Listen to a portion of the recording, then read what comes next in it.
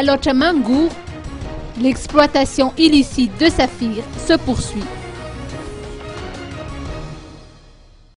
De retour d'une descente dans la région Alochamangour, le secrétaire d'État chargé de la gendarmerie a annoncé devant la presse aujourd'hui que l'exportation illicite de saphirs dans le corridor d'Inkenyene se poursuit.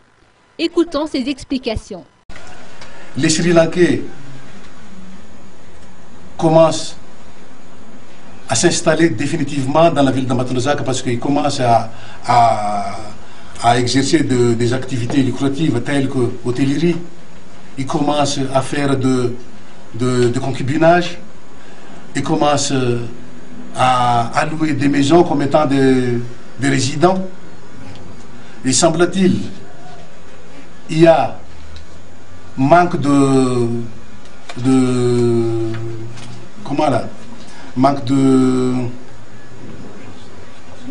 de cohésion entre les autorités administratives. Parce que semble-t-il, je dis bien, semble-t-il, les autorités régionales ont ordonné à ce que tous ces étrangers-là soient évacués de la ville d'Ambatondozaka, mais certaines autorités municipales arguent que c'est de leur compétence, c'est eux qui décident de ce qui peut résider en Ambatondozaka ou de ce qui ne peut pas y résider.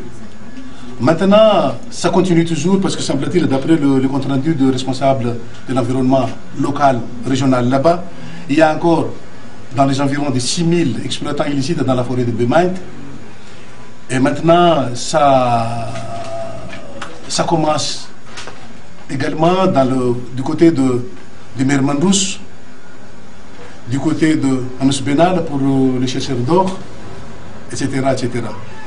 Donc, je pense qu'il faudrait dès maintenant prendre les mesures idoines pour faire stopper ça, parce que non seulement il y a question d'environnement, mais d'après ce que je sais, la forêt du corridor d'Inkenyene par rapport à la coutume des gens de la Lodge, c'est sacré, c'est un endroit sacré. Mais maintenant c'est profané par des gens chercheurs d'or qui salissent l'endroit en faisant leurs besoins.